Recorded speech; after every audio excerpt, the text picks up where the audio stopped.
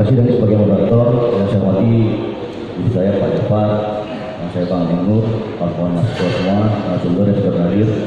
Saya diminta oleh Pema Unmuha untuk menyampaikan pandangan mengenai sejarah dan dampak hadirnya tambang di Aceh. Kenapa? Karena saya memiliki pengalaman vokasi sama Bang Nur dulu, Bang Keril depan, Bang Amru tahun 2009, 2004, sampai 2011 kita pernah melakukan aksi perlawanan melakukan terhadap PT Long Setiama ini di Longan Besar. Pertama soal sejarah pertambangan di Aceh, tentu saja nggak jauh beda dengan sejarah tambang Indonesia yang lewat undang-undang penanaman modal asing, undang-undang pertama yang ditekin oleh Orde Baru, Undang-Undang Nomor 1 tahun 67 itu menjadi pintu masuknya investasi asing di Indonesia. Yang pertama kali sampai ke Freeport, yang kedua sampai ke Aceh. Apa dampak dari sejarah itu? Bahwasanya akibat eksploitasi sumber daya alam, kita mengalami konflik 32 tahun. Akibat eksploitasi gas alam di Arun. Apa hasilnya? Seperti Pak Emos sudah sebut tadi, hasilnya adalah Aceh Utara masih jadi kantong termiskin di Provinsi Aceh. Jadi apa yang diharapkan dari pertambangan atau tambang yang di Aceh? Kita bisa lihat sampai sekarang kalau ada tambang-tambang besar, tambang-tambang yang dianggap profesional, eksploitasi sumber daya alam seperti Medco, MIPA, Semen Andalas atau sekarang Holcim. Kemudian pertanyaannya, apakah kemudian rakyat di sekitar jadi sejahtera? Faktanya juga tidak demikian. Maka dari itu sebenarnya Dr. Zaini Abdullah, aku diundang yang oleh panitia saya diminta untuk menyampaikan undangan, ingin diminta oleh panitia itu menyampaikan pandangan kenapa pemerintah kemarin itu berhasil melakukan moratorium tambang dari tahun 2014 sampai 2016 dan dari tahun sampai 2017. Pertanyaannya adalah yang itu barangkali menjadi solusi dari situasi kita hari ini. Pertanyaan besarnya, kenapa pemerintah sekarang tidak melanjutkan moratorium tambang? Jadi pekerjaan besarnya secara fisik PTMM sudah keluar dari Batu-Batu. Tinggal bagaimana pemerintahan kita semua izinnya dicabut. Masalahnya adalah ketika izinnya dicabut, emas itu masih ada di perbumi Aceh atau perbumi Naga.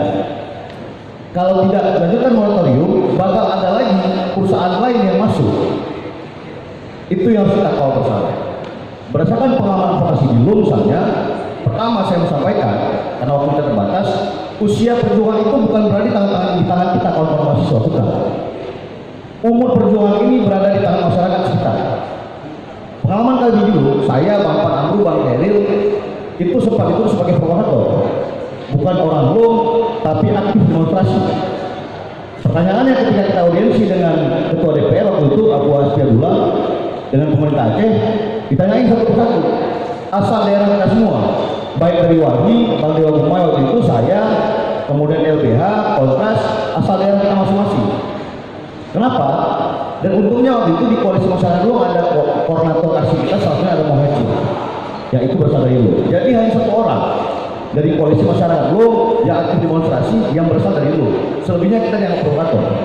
Karena kemudian upaya yang dilakukan oleh perusahaan adalah karena perusahaan tambang ini sudah siap dengan wahi. Jadi kalau ada perusahaan, ada pengusaha mau bangun tambang, mau bikin tambang, yang pertama akan dihadapi wahi.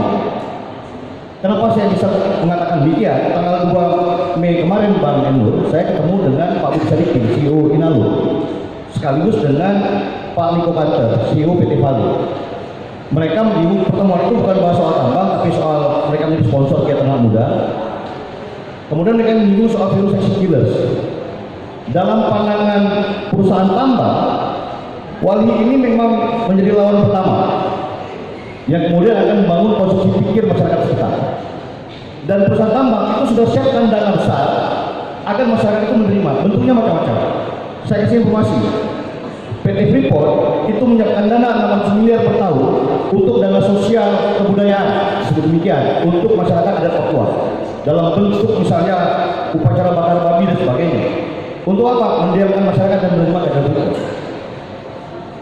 Medco kemudian gagal melakukan itu, apalagi banyak anak-anak di sekitar perusahaan Medco yang kemudian tidak terima bekerja. Makanya ada penolakan. Maka saya ingatkan, usia perjuangan kita hari ini bukan berada di tangan kita kawan mahasiswa atau di tangan Wahi, tapi berada di tangan masyarakat. Dan Wahi dalam sejarah pengalaman perjuangan sudah melakukan koreksi. Saya apresiasi Wahi sudah mengadakan pelatihan, Pak, ya, pelatihan menulis untuk warga sekitar. Ini penting. itu untuk merawat ingatan, untuk menyalakan terus api perjuangan. Itu yang harus kita apresiasi. Yang kedua apa? Kegiatan hari ini juga harus kita apresiasi. Karena kegiatan hari ini juga bagian dari mengawal kebijakan, mengawal kesepakatan bersama antara pemerintah, mahasiswa, dan masyarakat. Jadi yang bikin saya heran dan berbeda dengan situasi dulu adalah tadi Bang Ini sudah sampaikan, kalau dulu acara buka puasa bersama barangkali kursi yang tersedia di sini penuh. Sekarang kondisinya anomali. Demonya penuh, ketika makan-makan mahasiswanya agak pas-pasan. Ini luar biasa. Itu kan bukan mahasiswa. Yang bikin saya juga tahu, dulu kami bisa mengadakan diskusi seperti ini, minta sponsor atau minta tempat itu ke Wali, ke LBH, dan Kontras. Tapi sekarang rektor yang buka dan fasilitasi. Luar biasa. Makanya itu hal yang luar biasa. Dan ini harus dicatat sejarah bahwasanya tadi rektor di Aceh meneriakan hidup mahasiswa. Pengalaman saya mengadvokasi kebijakan, baru kali ini ada rektor memfasilitasi kegiatan diskusi dan kemudian teriak hidup mahasiswa. Ini modal besar bagi perjuangan kawan-kawan. Ini modal besarnya. Tapi harus diingat bahwa usia perjuangan ini panjang karena menyangkut soal hukum. Benar apa yang disampaikan Pak Jafar, ini tinggal upaya bagaimana kita menyiapkan bukti-bukti. Tidak cukup hanya penolakan, tapi harus langkah konkret. Dan bagi saya yang konkret adalah diterbitkan lagi rekomendasi perpanjangan moratorium tambang di Aceh. Karena kenapa? Kalau kita baca jejak digital, alasan pemerintah sebelumnya, Dr. Saidi Abdullah mengeluarkan kebijakan itu karena pengalaman beliau tinggal di Swedia.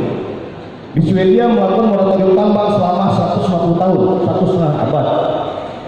Apa pilihannya kemudian? Mereka fokus bangun pertanian. Hasilnya sekarang produksi gandum di Swedia surplus. Dan sekarang ketika anak-anak Swedia sudah siap dengan teknologi, siap dengan sumber daya manusia, baru dieksploitasi. Apa dampaknya? Tambang di Swedia itu paling utama adalah biji besi. Dan boleh dicek, biji besi atau besi kualitas Swedia itu terbaik dunia sekarang. Kenapa itu yang diambil? Kenapa pilihan itu diambil? Karena itu sesuai dengan ideologi warisan almarhum Tuku Muhammad Santro atau kita. Jadi kita boleh mengeksplorasi sumber daya alam kita, tapi ketika kita siap, ketika sarjana Aceh ini siap. Kalau nggak siap, dampaknya kayak sekarang. Dia kalau buntu malah buntu. Catatan gerak misalnya penerimaan negara bukan pajak malah berutang. Pusat tambang ini 40 miliar dengan pemerintah Aceh. Jadi untung dari mana? Sisanya adalah lubang-lubang yang menganga karena tidak ada reklamasi. Ini tanggung jawab siapa nih? Lubang-lubang hasil tambang ini kemudian ditutup. Kan harus dianggarkan lagi dana APBN untuk menutup tambang-tambang lubang-lubang tambang ini supaya tidak punya dampak lingkungan. Maka pilihan yang paling konkret adalah setelah advokasi ini selesai, izin PTMM itu dicabut, mudah-mudahan kita berjuang bersama, diterbitkan lagi rekomendasi moratorium tambang